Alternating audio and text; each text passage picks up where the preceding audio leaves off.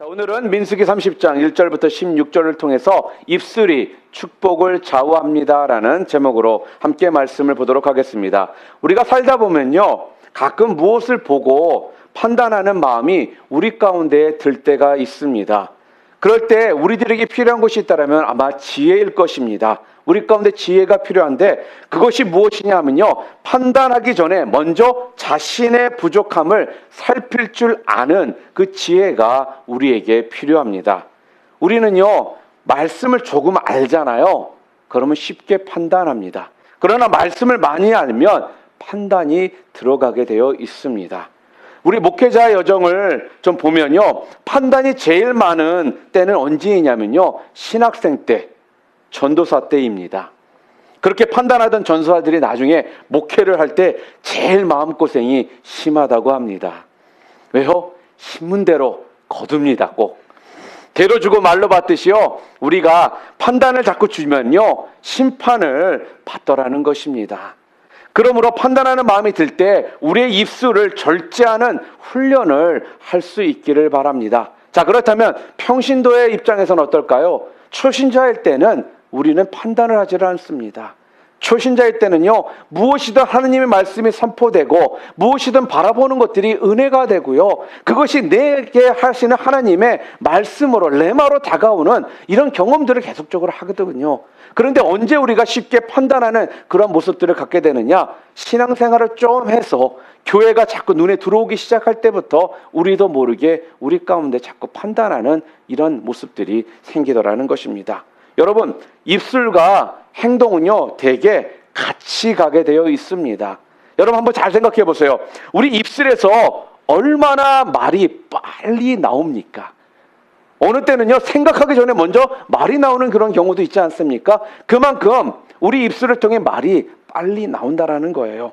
여러분, 책임지지 못할 말을 많이 하면요, 나중에는 그 말을 취소할 수 없어서 우리가 어떻게 하게 됩니까? 자꾸 변명을 하게 됩니다. 변명을 하면요, 더 형편이 나아져야 되는데 더 형편이 어렵게 되는 그런 경우들이 많거든요. 그러므로 자신의 존재가 조금 의미 없이 좀 우스꽝스럽게 될지라도요, 우리들이 꼭 기억해야 될 것이 있다라면 쉽게 변명과 핑계와 판단을 줄일 수 있는 우리의 모습이 필요하다는 것입니다. 여러분 잘 아시는 것처럼요, 우리 주님은 십자가에 달리실 때 거의 침묵하심으로 여러분 구원의 길을 열어주셨던 분이 바로 우리 주님이십니다. 여러분, 입술은요, 사람을 죽이는 최고의 무기가 되고 또한 그 입술은요, 사람을 살리는 최고의 무기가 또한 될 수가 있다는 거죠. 가끔 판단하고 싶은 말이 여러분 목과 혀 끝에서 간질간질할 때가 있죠. 그럴 때 여러분, 그것을 여러분들이 참으시잖아요. 그러면 여러분 인생의 큰 유익과 또한 강력한 인맥을 여러분들은 가지실 수가 있게 됩니다. 결국 세상에서 가장 강한 사람은요, 힘 있는 사람, 명예 있는 사람, 돈 있는 사람이 아니라요, 이 세상에서 가장 강한 사람은 말을 절제할 줄 아는 사람이라는 것입니다. 여러분, 말이 많아지면 어떤 일이 벌어질까요? 자꾸 내 자신이 노출이 됩니다. 그처럼 자기 자신이 노출이 되다 보면요, 어떻게 해요? 자꾸 실수를 하게 된다는 것입니다. 그렇기 때문에 실수가 노출되지 않도록 우리가 어떻게 해요? 가급적 말을 줄이는 훈련 또한 우리들이 필요하다는 거예요. 자, 그렇다면 말을 좀 늘려야 될 때가 있습니다. 언제일까요? 바로 하나님 앞에서 내 자신을 노출시키는 기도하는 생활 가운데에서는요, 여러분들 절대로 멈추지 마시고 자주 여러분들을 노출시킬 수 있기를 바랍니다. 여러분, 상대방 얼굴을 바라볼 때 우리 가운데 하고자 하는 말이 있을지라도요, 잠깐 멈추시고 내 삶을 좀 뒤돌아볼 수 있는 이런 여유 또한 여러분들이 가지신다면은 여러분의 삶은 훨씬 더 어떻게 해요? 관계가 좋아질 수가 있다는 거예요. 한 현자가 이런 이야기를 했다고 합니다. 10마디를 2마디로 줄이고 비판을 칭찬으로 바꾸라 라고 이렇게 말을 했습니다. 이게 도대체 무슨 뜻일까요? 무슨 말을 지금 하는 것일까요? 이 말은요, 간단히 말해서는요, 깎아내리는 말은 조금 줄이고 세워주는 말을 조금 더 늘리라는 겁니다. 상대방의 잘못을 보면 내게도 그것이 있는가 좀 성찰해보고 상대의 좋은 점을 보면 아낌없이 어떻게 해주라고요? 칭찬해 주라는 것입니다. 여러분, 말로 나쁜 그물을 치잖아요. 결국은 그 그물에 내가 어떻게 돼요? 걸려 죽는 일이 생긴다라는 것입니다. 남의 흉을 보면요, 자기 자신이 흉이 잡히지만 남을 칭찬하잖아요. 그러면 자신도 칭찬을 받는다라는 거예요. 그러므로요, 가끔씩 살다 보면 내 주위에 죽일 놈들이 있어요. 솔직하게요. 그럴 때 있잖아요. 그럴 때 그 죽일 놈이 있을지라도 사람을 살리시고 죽이시는 하나님 앞에 맡기시고요. 여러분들은 어떻게 될까요? 비판 대신에 기도의 자리로 나오셔서 기도자가 되실 수 있기를 주님의 이름으로 축복합니다. 사랑하는 성도 여러분, 주님은 죄 없이 십자가에 달린 상태에서도요, 이런 말씀을 하셨습니다. 뭐라고 말씀하셨느냐? 아버지여, 저들이 몰라서 그렇사오니 저들의 죄를 용서하여 주시옵소서. 그리고 그 옆에 달렸던 한 강도는 보고 뭐라고 얘기했죠? 내가 정말 메시아라면 이 고통을 벗어나게 좀 해봐라. 이렇게 비아냥거리며 말을 했습니다. 또 다른 강도는 뭐라고 말했습니까? 예수님, 당신의 나라가 임할 때 저를 기억하소서라고 말을 했습니다. 여러분, 그 말 때문에요, 한 영혼은 영원히 저주를 받게 되었고요, 또 다른 영혼은 어떻게 됐다라고요? 구원을 받았다라는 것입니다. 그처럼요, 말 한마디가 이렇게 중요합니다. 자세히 보면요, 우리 입술이 구원을 좌우하고요, 더 나아가 축복을 좌우하게 되더라는 것입니다. 자, 그렇다면 어떻게 우리의 입술을 복된 입술로 만들 수 있을까요? 오늘 본문에 나와 있는 서원과 관련된 오늘 말씀을 통해서요, 복된 입술을 만드는 몇 가지 원리를 좀 함께 보도록 하겠습니다. 축복을 부르는 말의 원리, 우리의 입술을 복된 입술로 만드는 원리. 첫 번째, 약속한 것은 지키라는 것입니다. 오늘 본문에 있는 민수기 30장에는요, 서원, 특히 여자의 서원에 관한 여러 가지 규례들이 오늘 기록이 되어 있습니다. 우리 오늘 본문 2절 말씀 함께 읽을까요? 함께 읽겠습니다. 사람이 여호와께 서원하였거나 결심하고 서약하였으면 깨트리지 말고 그가 입으로 말한 대로 다 이행할 것이라. 이 구절에서 여호와께 서원한 것, 이것은 무엇을 하겠다라는 약속을 말하는 것입니다. 그리고 또한 마음을 제어하기로 서약한 것은요, 간단히 말하면 이런 거예요. 금식, 금주, 금욕처럼 무엇을 안 하겠다라고 약속한 것을 말한다라는 거예요. 서원과 서약은 바로 신앙과 또한 영성 자랑을 위해서 하는 것이 아니라 무엇을 위해서 해야 된다고요? 바로 하나님의 그 은혜와 사랑에 대한 자발적인 표현으로서 우리가 서원, 서약을 해야 된다는 것입니다. 그리고 그렇게 자발적으로 서원하고 여러분들이 서약했다라면요, 그 서원과 서약을 절대로 깨지 마시기를 바랍니다. 약속을 깨는 것이 어떻게 보면 상대방을요, 우롱하는 처사입니다. 그런데요, 하나님께 한 약속을 깨는 것 또한 뭐예요? 하나님을 여러분들이 우롱하는 처사라는 거예요. 그래서 다윗은요, 시편 15편 4절에 함께 읽겠습니다. 서원한 것은 해로울지라도 변하지 아니하며 라고 말을 합니다. 뭐예요? 모든 공동체는 약속으로 유지가 된다라는 거예요. 그것이 함께 사는 길이라는 것입니다. 한번 예를 들어볼까요? 중앙선을 침범하지 말자라는 이 약속을 어기게 되면요, 어긴 사람이 목숨이 위태해지는 것뿐만 아니라 상대방의 목숨도 위태롭게 만든다라는 거예요. 그처럼 사람과의 약속도 중요하지만 더 중요한 것이 무엇이라는 것입니까? 바로 하나님과의 약속이라는 말씀입니다. 여러분, 우리가 교회에 나와서 계약서를 쓰지는 않습니다. 그러나 사회생활에서는요, 무엇을 하든 간에 contract paper, 계약서에 우리가 사인을 해서 그런 걸 통해서 모든 일들이 이루어집니다. 그런데 여러분 한번 보세요. 여러분과 제가요, 교회 나와서 계약서를 쓰지 않았습니다. 그러나 주일을 성수하는 것, 또한 어떤 봉사하는 것, 또한 어떻게 보면 11조나 그런 헌금 생활하는 것, 또한 선교 후원하겠다고 했던 것, 이런 모든 것들 분명 맞습니다. 우리가 어떤 종이상에 여러분과 제가 사인을 한 적은 절대로 없다라는 거예요. 그러나 그것이 무엇이라는 거예요?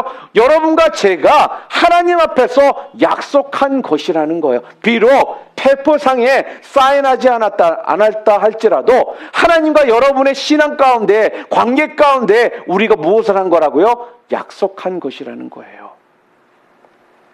여러분, 그렇기 때문에 여러분들 그 약속을 최선을 다해 여러분 지키셔야 된다는 것입니다. 그리고요, 하나님도요, 기도응답과 내일의 축복을요, 그러한 여러분의 모습을 통해 어떻게 해요? 분명하게 약속해 주시는 것입니다. 또한 두 번째로, 여러분의 입술이 복된 입술이 되기 위한 두 번째 원리는요, 경솔한 서원은 피하시라는 겁니다. 오늘 본문 3절부터 8절까지를 쭉 보잖아요. 그럼 미성년의 딸이나 결혼한 아내가 서원한 것을요, 아버지나 남편이 그 서원을 무효화될 수 있도록 하신 그런 구절이 나와 있습니다. 또한 딸이나 아내의 서원을요, 만약에 처음에 묵인했다가 나중에 금하면 그것은 아버지나 남편이 그 서원을 깨는 것이 된다라고 말씀을 합니다. 이 규례는요, 여러분, 남편의 그런 어떻게 대표적인 대표성을 인정하는 말씀처럼 보이기도 하지만요, 더 중요한 의미는 무엇인 줄 아십니까? 바로 경솔한 서원을 피하라는 그 메시지를 지금 저희들에게 주고 계신다는 거예요. 여러분, 가끔씩 은혜 받고 가슴이 뜨거워지잖아요. 그럼 우리도 모르게요, 쉽게 약속하고 서운할 때가 있지 않습니까? 그런데 우리가 어떻게 해요? 그 약속 지키지 못할 때가 더 많다라는 거예요. 그냥 막 은혜 받아서 뜨거워져서 심정이 뜨겁다 하고 약속하고 서운했던 것들 분명 있는데, 그 은혜가 식으면, 시간이 흐르면 그것들을 우리가 지키지 못할 때가 너무나 많다라는 것입니다. 그래서 오늘 성경은 뭐라는 거예요? 경솔한 서원을 피하라, 그렇게 이야기를 지금 해주고 계십니다. 이 세상에 누가 자신의 언행을요 자신할 수 있겠습니까? 어느 누구도 쉽게 그 부분에 대해서 자신할 수 있는 사람은 없다라는 거예요. 일전에 세상을 떠난 김수환 추기경의 자화상을 보면요, 그 밑에 바보야라는 글이 적혀 있습니다. 누군가가 추기경에게 이렇게 물었다고 합니다. 추기경님, 왜 자신을 바보라고 하십니까? 그랬더니 추기경이 대답하기 이렇게 말했다고 합니다. 인간으로서 제가 잘났으면 얼마나 잘났고, 크면 얼마나 크며, 알면 얼마나 알겠습니까? 안다고 나대고 어디 가서 대접받길 바라는 게 바보지요. 그러고 보면 내가 제일 바보처럼 산 것 같아요. 이렇게 말을 했다라고 합니다. 오래전에 일부 때는 아는 분이 별로 없었어요. 그러나 이 자리에는 그래도 아는 분들이 좀 있을 것 같습니다. 우리나라 가수 중에 김도양 씨라는 분을 아시죠? 다들요. 김도양 가수입니다. 그냥 수염 이렇게 하시고 계시는 분인데, 이분이 부른 노래가 하나 있었어요. 그 노래 제목이 뭔지 아세요? 난 참 바보처럼 살았군요 라는 노래가 있습니다. 아마 이 노래 아시는 분들이 제법 있을 거예요. 그러나 아마 처음 듣는 분들도 아마 계실 건데, 그게 바로 이제 이게 세대 차이가 되는 거예요. 이제 여기서 알게 되는 거예요. 아시는 분들은 같은 과고요. 모르는 분들은 그래도 좀 신세대 쪽으로 속한다라고 보면 알 수가 있을 것 같습니다. 그 노래 가사 말에 보면요, 이렇게 그 말, 바보처럼 살았다라고 그런 말이 계속적으로 되풀이가 됩니다. 난 참 바보처럼 살았군요. 이런 이야기가 계속 가사 말에 나오거든요. 그런데 이 노래 가사말처럼요, 우리가 살다 보면요, 참 난 바보처럼 살았다라고 느낄 때가 있습니다. 여러분, 언제 그런 느낌을 여러분들이 받으십니까? 지나온 시간을 바라보면서, 지나온 내 삶을 바라보면서 내가 왜 그때 그런 언행을 했을까? 내가 왜 그때 그렇게 말을 했을까? 내가 왜 그때 그렇게 하지 못했을까? 내가 왜 그때 그러한 실수를 했을까? 라는 것들이 스쳐 지나갈 때 나도 모르게 마음 가운데 어떻게 해요? 참, 나 바보처럼 살았던 것 같아. 내가 왜 그때 그렇게 살았지? 이러한 마음이 우리 가운데 든다라는 겁니다. 그래서요, 잠언 12장 13절에는요 이렇게 말씀을 합니다. 우리 함께 읽을까요? 악인은 입술의 허물로 말미암아 그물에 걸려도 의인은 환난에서 벗어나느니라. 아멘. 무슨 말씀입니까? 말이 많으면 허물을 면키 어렵다. 지금 그 이야기를 하는 거예요. 그래서 판단을 좋아하고 남의 말에 수시로 토를 달면 결국은 뭐라는 거예요? 그 말이 덫이 돼서 나에게로 돌아온다라는 것입니다. 여러분, 말은요, 소통을 위해 우리에게 필요한 것입니다. 그런데요, 이 말 때문에 소통이 불통이 될 때가 더 많더라는 거예요. 때로는 말을 한 것이 말을 안 한 것보다 더 어렵게 만드는 상황들이 있다라는 거예요. 우리 그럴 때 있죠. 괜히 말했어. 하지 말걸. 이런 후에 여러분 해보지 않으셨습니까? 그래서요, 의인은 말을 절제합니다. 가끔 보면 편견을 진리처럼 굳게 주장하는 분들이 있습니다. 그러나 선자리에 따라서요, 사물과 사건은요, 분명 달라질 수밖에 없거든요. 예를 든다면 이런 거 아니겠어요? 운전자 입장에서 보면요, 보행자가 굉장히 얄밉고요, 보행자 입장에서 보면요, 운전자가 굉장히 난폭하게 보인다라는 거예요. 그래서 같은 입장이 되어보지 않잖아요. 그러면 진정한 이해는 곧 뭐예요? 거의 불가능하다라는 거예요. 그래서 왜 남의 충고에 우리가 귀를 기울여야 하느냐면요, 다른 뜻이 아닙니다. 입장을 바꾸어서 생각하는 역지사지의 지혜를 가지고 이해하기 위해서라는 것입니다. 그처럼요, 하나님의 뜻을 여러분들이 향해 마음의 안테나를 여러분들이 좀 높이 세우실 수 있기를 바랍니다. 그리고 또한 경솔한 말을요, 여러분 절제하실 수 있기를 바랍니다. 그럴 때 더욱더 큰 축복이 여러분의 삶 가운데 가능성을 가지고 열리게 될 것이라는 것입니다. 또 오늘 본문은요, 세 번째로 내 입술이 복된 입술이 되기 위한 원리 세 번째는요, 밸런스를 잃지 말라라는 거예요. 밸런스. 왜 하나님은 오늘 본문에 딸과 아내의 서원이 부모와 남편에 의해서 무효될 수 있게 하셨을까요? 사람은 가끔 감정이 이끄는 대로요, 극단적인 결정을 우리가 내릴 때가 있기 때문에 그렇습니다. 그러니까 그런 극단을 피하고요, 균형 잡힌 삶을 살라는 뜻에서 정확히 본다면 이 규례를 허락하신 거예요. 왜 공동체에 갈등과 대립이 생길까요?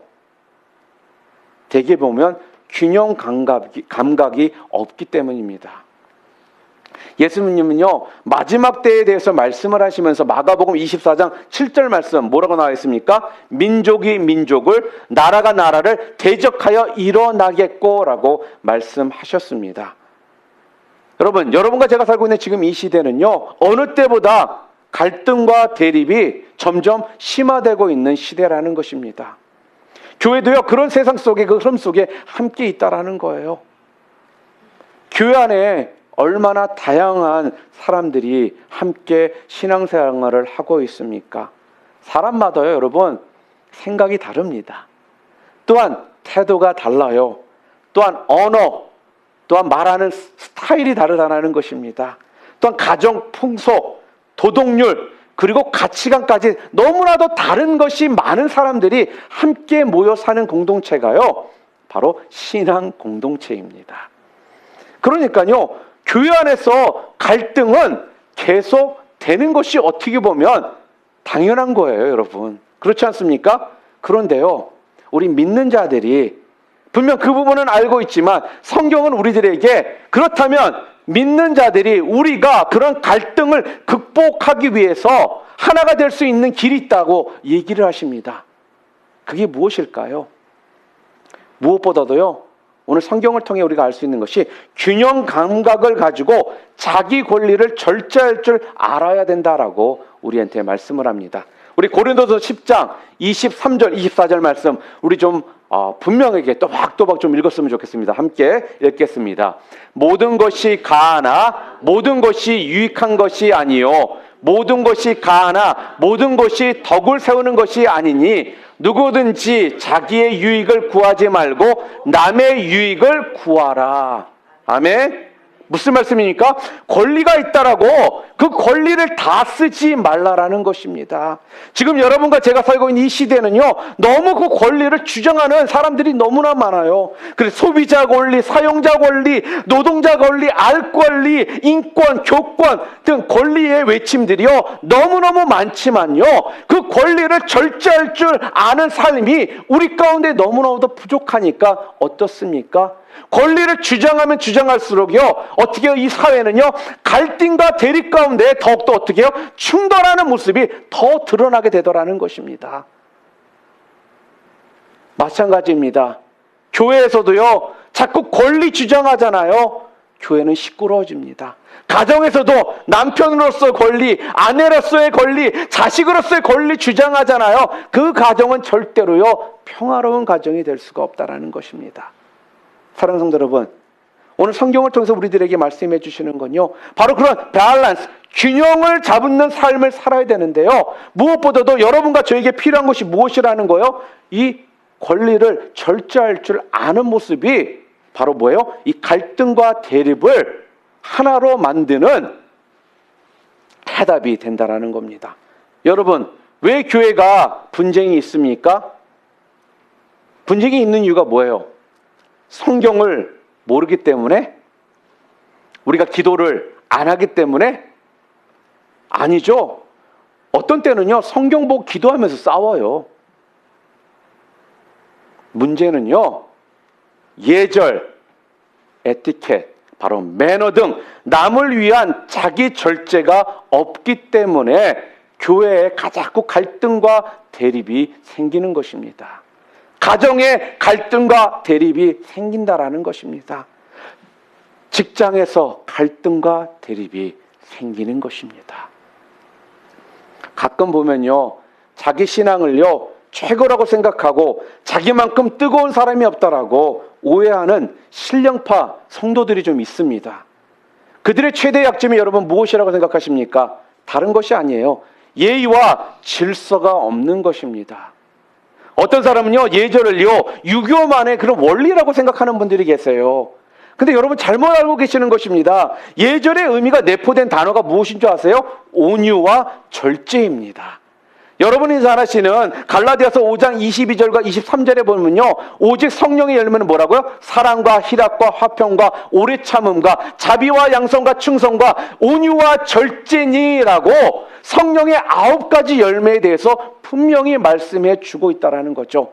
그러나 그 성령의 9가지 열매 중에 마지막 2가지 온유와 절제는요, 바로 뭐예요? 여러분의 신앙생활 가운데, 우리의 삶 가운데 어떻게 보면 우리 인생의 뒷문을 막아주는 골키퍼와 같은 역할을 하는 필수적인 기독교의 덕목이라는 것입니다. 여러분, 그래서요, 진리를 전할 때에도요, 또한 신중하게, 정중하게, 깍듯하게 예의를 지켜서 전해야지만 진리의 성육신이 있게 된다는 거예요. 그래서 여러분, 기억하시기를 바랍니다. 옳은 말일지라도요, 함부로 하면 안 되는 것입니다. 잠언 27장 14절 말씀 우리 함께 읽겠습니다. 큰 소리로.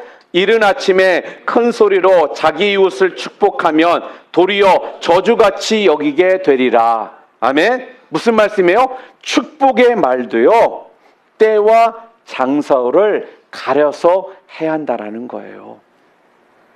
여러분, 메카의 거리에서 찬송을 하고요, 절에서 찬송을 한다면요, 상대방들은 어떻게 생각할 거예요? 자기들에게 저주를 퍼붓는 것으로 그들이 분명 그렇게 생각할 거라는 것입니다. 그렇기 때문에 상대방을 저주하면서 어떻게 전도가 되겠습니까, 여러분? 그처럼요, 축복의 진리를 전할 때에도요, 그래서 우리가 어떻게 해야 된다고요? 조심해야 하는데, 하물며 책망이나 권면은 더 조심해야 한다는 거예요. 그래서 저는요, 교인들에게 권면할 때 비록 제가 목사지만 굉장히 말을 저는 조심하려고 노력을 합니다. 어느 때는요, 기도 진짜 많이 하고 함께 대화를 나눕니다. 왜요? 제가 말주변이 있고 없고는요, 둘째라는 거예요. 참된 진리와 성령의 역사는요, 언행을 순화시키는 또한 절제의 능력을 주기 때문에 그렇습니다. 여러분, 복음이 얼마나 귀한 진리입니까? 그렇지 않습니까? 이 복음 때문에 여러분과 제가 이 땅에서 이렇게 살고 있는 것이고, 많은 선교사님들이 목숨 걸고 복음 전하려고 지금 그렇게 살고 있지 않아요?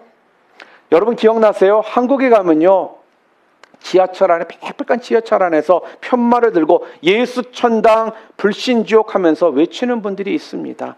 맞아요. 저분들의 그 마음은 분명 우리가 압니다. 우리 믿는 사람들은요, 저분들이 어떠한 심령을 가지고 저 자리에 서서 저렇게 외치는지 우리가 안다라는 거예요. 그런데요, 믿지 않는 사람들의 입장에서 보잖아요. 그것들이 그 사람에게 축복의 메시지가 아니라요, 저주의 메시지처럼 여기게 되더라는 거예요. 뭐예요? 더 마음을 불편하게 그들에게 만들게 되더라는 것입니다. 여러분, 성경을 보잖아요. 사도들도요, 진리를 전할 때 여러분 절대로 무례하게 진리를 전하지 않았습니다. 복음의 열정이 대단했던 사도 바울도요, 여러분 사도 바울의 서신서를 잘 보잖아요. 어떻습니까? 얼마나 정중하고 신중하게 복음을 전하는지 모른다라는 거예요. 옳은 말도요, 그래서 신중하고 예의 바르게 해야 하는 것입니다. 그처럼요, 말과 행동에서요, 우리가 밸런스를 잃지 않을 때에 바로 오해나 상처는요, 현저하게 줄어든다는 거예요. 마지막으로 우리 입술이 축복, 복의 입술로 변하는 그 원리 네 번째, 축복의 말을 하시기를 바랍니다. 오늘 본문 민수기 30장은요, 말씀 전체가요, 입술의 서약에 관한 그런 말씀으로 지금 이루어져 있습니다. 이처럼 이스라엘 백성들은요, 입술에서 나오는 것을 굉장히 중시했습니다. 그 진리는요, 여러분 지금도 변함이 없다라는 거예요. 말은요, 그대로 됩니다, 여러분. 그러므로 사랑하는 사람에게요, 여러분 축복의 말을 많이 해 주시기를 바랍니다. 자녀들에게도요, 잔소리보다 축복의 말을 많이 해주세요. 잔소리 5번 했다라면 축복 말씀 10번 해주시라는 거예요. 잔소리로 과부하가 걸리잖아요. 그럼 사랑하는 사람이나 자녀들이요, 더 나빠집니다, 여러분. 축복의 말을 많이 해주면요, 자녀들이나 사랑하는 사람들이요, 생각보다 훨씬 더 어떻게 해요? 잘 되게 되어 있다라는 거예요. 말이 그대로 되기 때문에. 여러분, 배터리를 충전할 때 오래 하면요 좋은 것 같지만요, 100% 충전하고도 계속 충전지에 꼽아두잖아요. 그러면 과부하로 인해서 충전지의 수명이 굉장히 저하됩니다.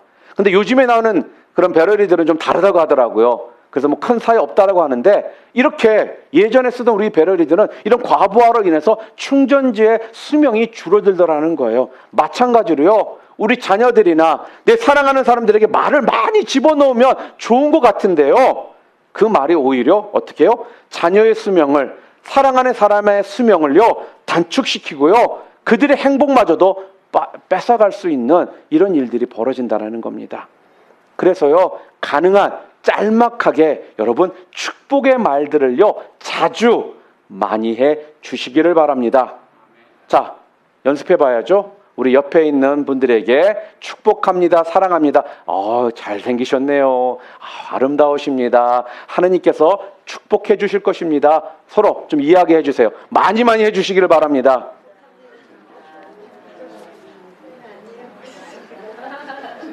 여러분, 성도는요, 잘 들으세요, 축복을 주려고 부르심을 받은 사람들이 바로 성도 여러분과 저라는 거예요.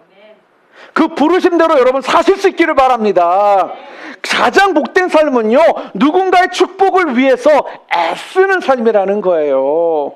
그 멋진 소명을 여러분 이행하심을 통해서요, 하늘의 복을 나르는 여러분들이요 거룩한 수레가 다 되시기를 주님의 이름으로 축복합니다. 그럴 때 기도할 때도요, 입술에 축복의 말을요 많이 담아달라고 기도하시기를 바랍니다. 날마다 여러분, 그래서 가족을 위해서요, 사랑하는 사람들을 위해서요, 친구를 위해서요, 또 우리 교회 성도의 이름을 부르시면서요, 그렇게 그래서 여러분들이 축복해 주셔야 되는 것입니다. 축복의 말을 많이 해주면요, 축복하는 사람도 축복을 받지만요, 그 축복의 말을 듣는 사람 또한 축복을 받는다라는 거예요. 여러분, 미국에 한 초등학교가 있는데요, 그 초등학교에 약간 입이 삐뚤어진 한 2학년 초등학교 학생이 있었습니다. 이 학생은요, 웃을 때마다 입술이 삐뚤어져 있다 보니까 얼굴의 모습이 자꾸 변하는 거예요. 그러니까요, 그 또래 친구들이 얘랑은 자꾸 안 놀려고 그래요. 그리고 세상적인 말로 자꾸 얘를 왕따를 시키는 그런 상황이 있었습니다. 그러니까 극도로 위축된 그러한 상태에서 항상 이 소녀가요, 외롭게 지냈습니다. 그런데 어느 날 그 학교에서요, 그 여학생이 반에서 테스트를 하게 됐는데, 듣기 테스트를 하게 된 거예요. 그 테스트는 어떤 테스트였냐면요, 선생님이 학생 한 명 한 명을 불러다가요, 선생님이 무슨 말을 하잖아요. 그 말을 듣고 그대로 따라만 하면 되는 거예요. 그러면 그 테스트를 패스하게 되는 거예요. 그래서 일반적으로 예를 들어서 선생님이 이렇게 이야기합니다. 하늘은 파랗다라고 말을 하잖아요. 그럼 그 말을 들은 학생들은 어떻게 해요? 하늘은 파랗다 똑같이 하면 되는 거였습니다. 그래서 일반적으로 선생님이 이렇게 간단한 테스트를 통해서 이야기를 합니다. 하늘은 파랗다. 오늘은 참 좋은 날이다.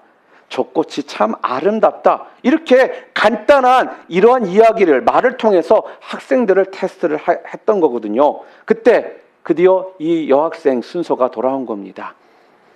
그랬더니 선생님께서요, 그녀를 바라보면서 이렇게 말을 합니다. 내가 내 딸이었으면 정말 좋겠다. 이렇게 이야기를 합니다.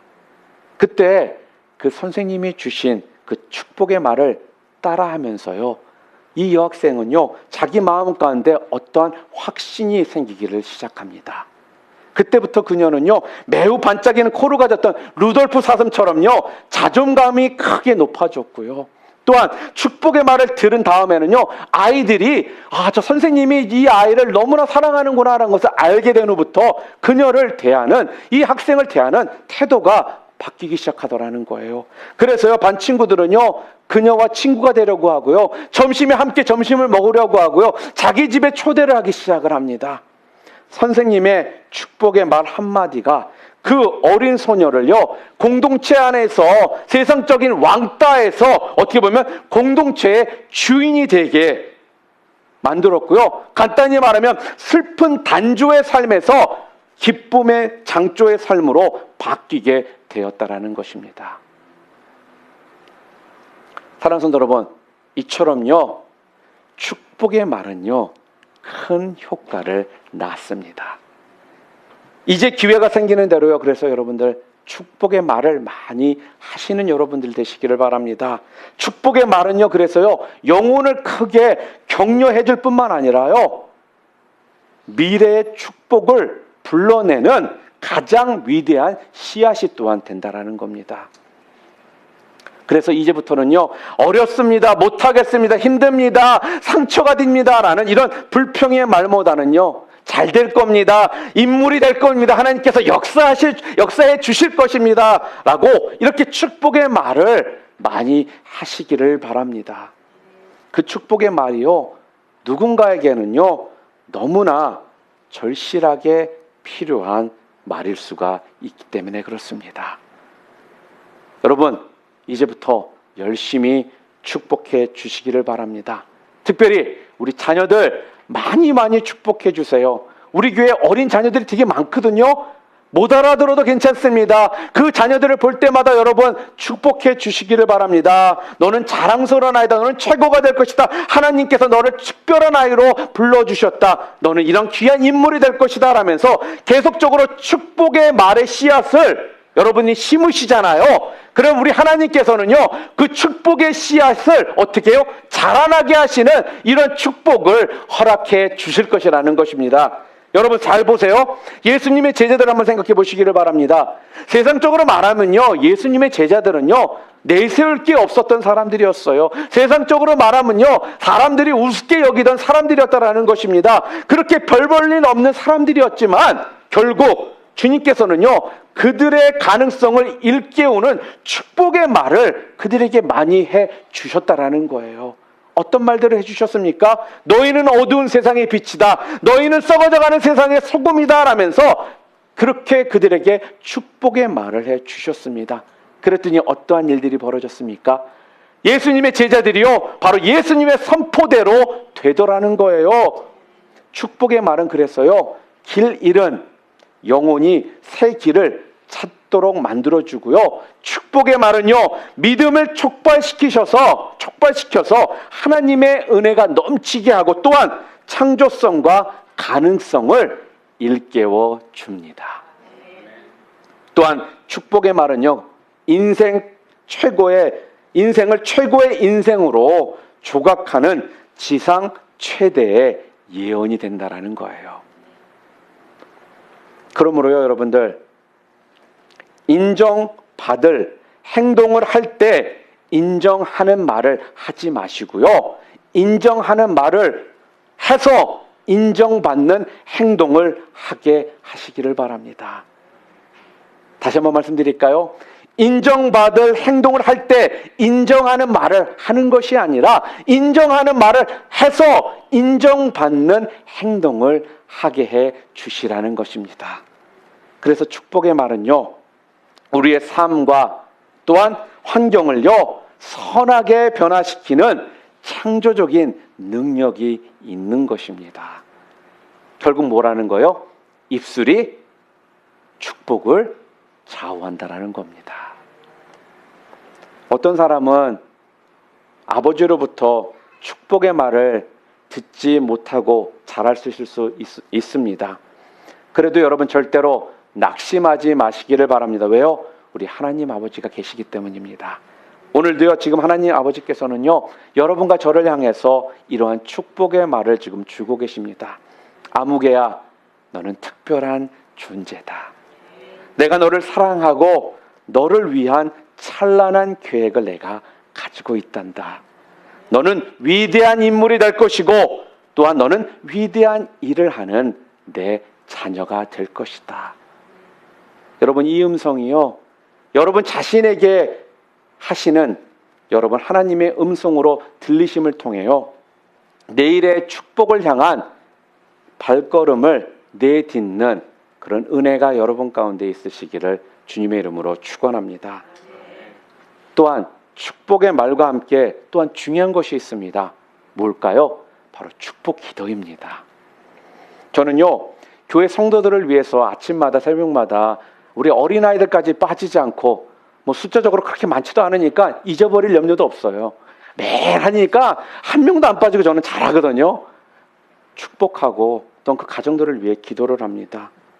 그처럼요, 서로 축복 기도를 해주고 또한 우리 교회가요, 지향하는 우리 교회의 사명이 있잖아요. 교회 개척. 교회 개척을 통한 영혼 구원, 그것이 바로 뭐예요? 선교 아니겠습니까? 그래서 여러분, 우리 교회 사명을 위해서, 비전을 위해서 기도하시고요, 또 계속적인 교회 개척을 위해서 여러분 기도해 주시고, 선교사님들을 위해 기도해 주시고요, 또한 목회자, 저나 우리 또 전도사님이나 간사님을 위해서도 잊지 않고 여러분 좀 기도해 주시기를 바랍니다. 여러분, 목회자가 행복하면요, 설교할 때요, 교인들도 행복합니다. 여러분 행복하시죠? 제가 행복하거든요. 진짜로 제가 행복하거든요. 그런데요, 목회자가 불행하잖아요. 그럼 불행한 목회자 밑에서 말씀을 받는 분들이, 그 말씀을 먹는 분들이 행복해질 수가 없다라는 것입니다. 저를 위해서뿐만 아니라 바로 여러분을 위해서도요, 여러분 많은 시간 여러분들에게 강요하는 것 아닙니다. 생각날 때 몇십 초라도 저와 우리 목회자들을 위해 계속적으로 좀 기도해 주시기를 바랍니다. 여러분, 그래서 교회는요, 쉽게 말하면 아멜렉과 전쟁하는 그런 이스라엘의 모습과도 같습니다. 여러분, 이스라엘이 아멜렉과 어떻게 전쟁을 펼쳤는지 여러분 다 알고 계시죠? 아멜렉과 싸울 때 모세가 손을 높이면 어떻습니까? 이스라엘이 이겼습니다. 그러나 모세의 손이 내려가면 어떻게 돼요? 이스라엘이 그 전쟁에서 지더라는 거예요. 자, 그럴 때 아론과 훌이 어떻게 하던가요? 아무 말도 그들은 하지 않습니다. 전쟁할 때 말을 많이 하면 더 힘들어져요, 여러분. 그죠? 모세를요, 평평한 돌에 앉히고요, 모세의 양팔을 아론과 훌이 어떻게 해요? 붙잡아 주었더니 그 아말렉과의 전쟁에서 승리를 하더라는 것입니다. 여러분, 복된 교회, 은혜가 넘치는 교회, 행복한 교회는요, 다른 것이 아니에요. 모세의 팔을 붙잡아줬던 아론과 훌처럼 이런 분들이 많을 때 복된 교회가 되는 것이고요, 행복한 교회가 되는 것이고요, 은혜가 넘치는 교회가 된다라는 것입니다. 여러분, 지금도요, 마귀는요, 호시탐탐 교회를 무너뜨리려고 합니다. 그 목적을 이루려고 가장 많이 사용하는 것이 여러분 무엇이라고 생각하십니까? 다른 것이 아니에요. 바로 우리의 입술입니다. 입술에 말이 넘치면요, 그래서 교회는 어려워진다라는 거예요. 그처럼 있는 말 없는 말, 될 말 안 될 말 등 많은 말을 통해서 싸움을 붙이는 것이 바로 사단의 전략이라는 거예요. 그러므로요, 문제가 생기잖아요. 그러면 오히려 그때 우리가 해야 될 게 무엇인지 아세요? 입을 다무는 것입니다. 입을 다물고 그때부터 해야 되는 것이 있다면 무엇이라고요? 기도를 하는 것이라는 거예요. 그처럼 입을 다물잖아요. 입을 다물고 기도를 하기 시작하잖아요. 그러면 마귀는요, 우리가 꼭 입을 다물고 있기 때문에 어떻게 해요? 우리를 통해 역사할 수가 없다라는 거예요. 그럴 때 어떤 일이 벌어질까요? 우리가 입을 다물고 기도를 할 때 바로 우리 하나님께서 그 문제를 해결해 주시는 것입니다. 어느 날 한 교회에 어떤 집사님이 굉장히 큰 문제를 일으켰습니다. 목사님과 교회 리더들, 장로님들이 모여서 그 집사님께 최종 소명 기회를 준 거예요. 그런데 그 집사님이요, 뻣뻣하게 나와서요, 결국 후에는요, 아무 얘기도 안 하고 그냥 나가버리는 것입니다. 그래서 목사님과 장로님과 그 자리에 함께 있던 분들이 향해서 목사님이 신신당부의 말씀을 하십니다. 뭐라고 하냐면요, 장로님, 여러분 모두 이 소문이 나면 교회에 안 좋으니까 여러분의 아내들에게조차도 하지 말아 주시기를 바랍니다. 그렇게 이야기를 했다고 합니다. 그 뒤로 43년이 지난 지금까지도 그 비밀이 지켜졌어요. 하나님이 그 교회를 큰 은혜 가운데 붙들어 주심을 통해 한국의 대표적인 교회로 성장하게 되었다고 합니다. 사람들의 입 관리를 잘 하니까요, 몇만 명이 모이는 교회가 잘 굴러가더라는 거예요. 그리고 문제가 생기면요, 그 문제를 아는 사람은 말하지 않고 기도만 하니까요, 전혀 문제가 커지지 않더라는 것입니다. 자, 그러면 누가 그 문제를 해결한다고요? 하나님께서 해결해 주시면서 교회가 안정을 찾는 것입니다. 여러분, 문제가 있을 때 그래서요, 모임이나 말을 여러분 절제하실 수 있기를 바랍니다. 모여가지고 이랬대 저랬대 하면서 꼭 하는 말 있죠? 우리 기도하자고 이렇게 이야기를 합니다. 그런데 어떻게 됩니까? 대래 더 소문이 퍼지고 또한 문제가 커지더라는 거예요.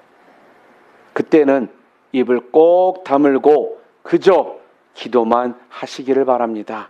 그처럼 문제가 있어도 대개 묵묵히 기도하는 분들이 있기 때문에 각 교회에 많습니다. 문제들이 있어요. 그런 문제들이 덮어짐을 통해서 사단이 역사하는 것들을 막을 수 있게 된다라는 것입니다. 그처럼 선한 마음으로 여러분 비밀을 지켜주시면요, 사생활도 침해되지 않고요, 또한 문제도 커지지 않게 되는 것입니다. 혹시 과거의 어떤 허물을 여러분이 알아도요, 자꾸 과거의 것들 캐내려고 하지 마시기를 바랍니다. 중요한 건요, 지금 현재라는 거예요. 그처럼 문제를 파헤치지 않고 입을 꼭 다물고 기도하잖아요. 그럼 마귀는 결코 우리들의 영혼들을 흔들 수가 없는 것입니다. 사랑하는 성도 여러분, 항상 입술에 축복의 말과 축복의 기도를 넘치게 채우셔서요, 풍성한 축복을 예비한 그런 복된 심령들 여러분 모두 되시기를 주님의 이름으로 축복합니다. 우리 함께 오늘 말씀 생각하며 기도하시기를